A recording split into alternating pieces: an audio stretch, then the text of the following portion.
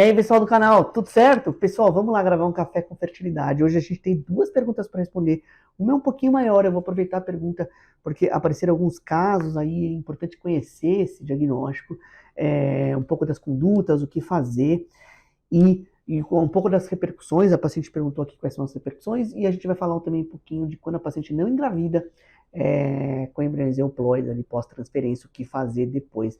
Um pouco dos comentários. Então, bora pro vídeo. Se você está gostando do canal, se inscreve no canal, ativa as notificações. A gente quer se tornar o maior canal de infertilidade, de reprodução humana, de tratamentos ali para as pacientes, algumas coisas de gravidez. Então, se você puder ajudar a gente, por favor, se inscreva no canal e manda para as pessoas que você conhece aí. Então, bora pro vídeo.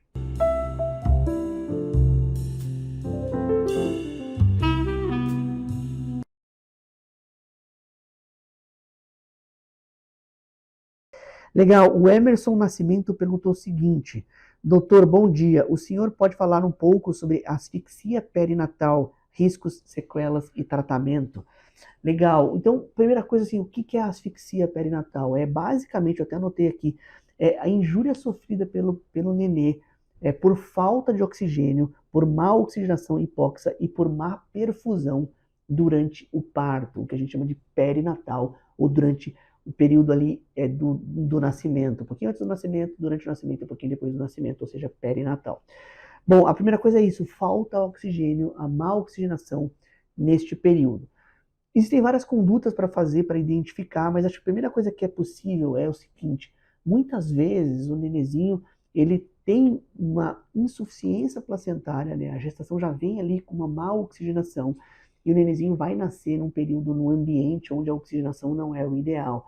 Então, grande parte das asfixias perinatais elas se devem ao não diagnóstico de uma insuficiência placentária para a paciente entrar em trabalho de parto. Acho que esse é um dos pontos importantes. Claro que existem coisas durante o parto, claro que existem coisas depois do parto que podem acontecer, que levam à hipoxia perinatal ou asfixia, né? A asfixia é a ausência completa ali da oxigenação e a hipoxia é a diminuição da oxigenação, mas tudo que acontece ali periparto tem um pouco da sua influência e deve ser acompanhado de forma adequada. Mas o principal é ter todo esse controle da função placentária antes do nascimento.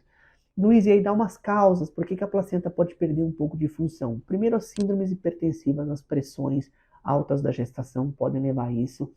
Depois, em algumas vezes, a insuficiência placentária ou a aceleração da maturidade placentária sem causa, a gente não consegue identificar, mas a placenta às vezes perde função rapidamente no finalzinho.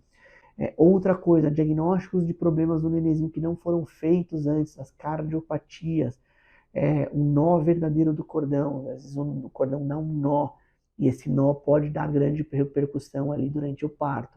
Então, é bem importante você acompanhar durante o pré-natal com bom ultrassom, para ver se você tem ali todo o fluxo hemodinâmico do feto adequado para o feto aguentar o trabalho de parto. É uma coisa que a gente fala em obstetrícia. Todo nenezinho ele tem que ter uma reserva para a paciente entrar em trabalho de parto.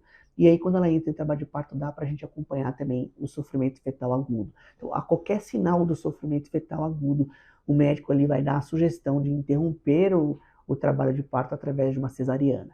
O que a gente vê hoje em dia é que muitas pessoas não querem acompanhar o nenenzinho durante o trabalho de parto e acabam tendo algumas complicações. Então, a gente está realmente em obstetrícia com muito cuidado agora em o que é um excesso de acompanhamento obstétrico, o que pode beirar ali a não necessidade de acompanhar e quais são os casos que precisam ser acompanhados, que já têm insuficiência placentária e que podem dar problema durante o trabalho de parto, tá bom?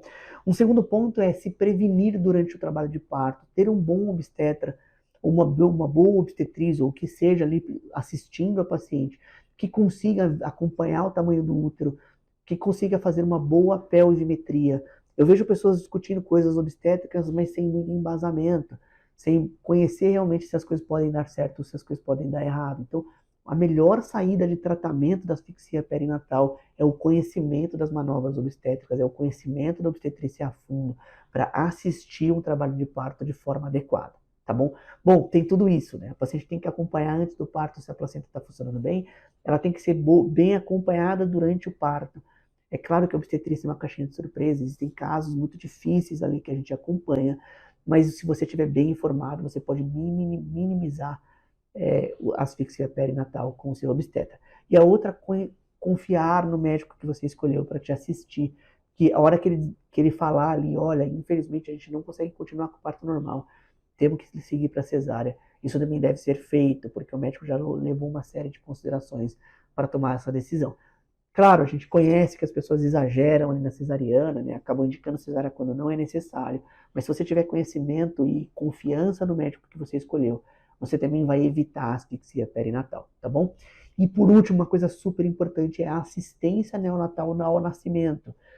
A própria neonatologista pediatra que recebe o neném ali tem todo um manejo para evitar ou para diminuir as hipóxias perinatais. Então, identificar rapidamente, aspirar a boquinha do nenê quando necessário, ventilar quando necessário. Existem manobras que os neonatologistas estão fazendo, que são treinados para fazer, para evitar as asfixias perinatais e evitar os grandes problemas, tá bom?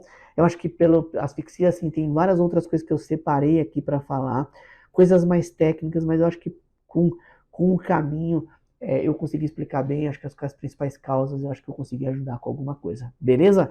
Bora para a próxima aqui, que é da Tata I. Novaes. Ela falou o seguinte: o teste EMA é importante para a transferência de embrião congelado para a TEC, quando já teve um negativo com embrião euploide?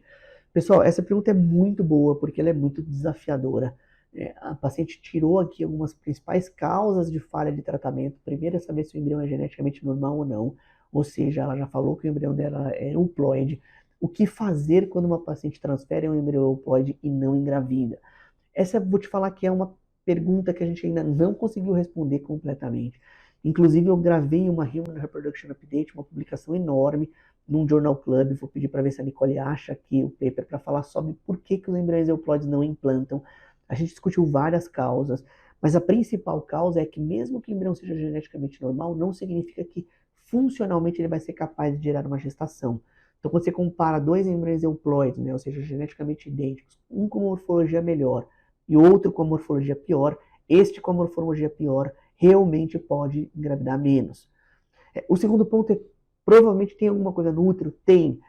A gente sabe que a receptividade endometrial faz parte do processo de implantação de embrião, mas essa ainda é o que eu chamo de black box da reprodução humana, ainda é a caixa preta. A gente tem visto um pouco de expressão gênica, os trabalhos mostraram que não é exatamente isso, os trabalhos estão tentando mostrar o microbioma endometrial, a gente está ainda tentando saber se isso é realmente verdade ou não. Então existem coisas que a gente está estudando, a gente ainda não tem todas as respostas, mas realmente são casos difíceis. Quando a paciente não engravida com embrião euploide, a gente tende a discutir com a paciente coisas ali alternativas que não tem muita ciência, que às vezes para satisfazer o médico ou satisfazer a paciente, você segue com os tratamentos, tá bom? O que eu tenho feito na prática clínica, eu checo se não tem nenhum probleminha dentro do útero, se não tem nenhuma infecção recente, se não tem nenhuma sinéquia, nenhum pólipo, excluo a endometriose se eu não tiver excluído, porque eu sempre excluo. Eu transfiro 2 embriões euploides, eu dou chance para 2 embriões, antes de fazer qualquer outra coisa, como ERA, como EMA, como ALICE, como as outras coisas que estão no mercado, tá bom?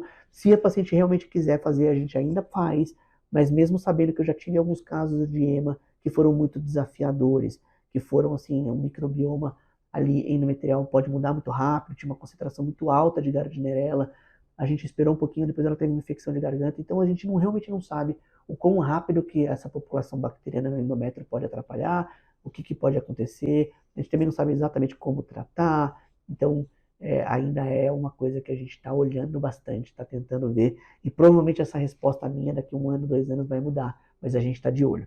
Beleza? Pessoal, pelo vídeo de hoje é isso. Quem perguntou essa aqui, Thaís, não deixa de assistir então o nosso Journal Club, que a Nicole colocou ali para trás para entender por que embriões euploides não implantam. Vejo vocês nos próximos vídeos. Obrigado, valeu. Se inscreve no canal.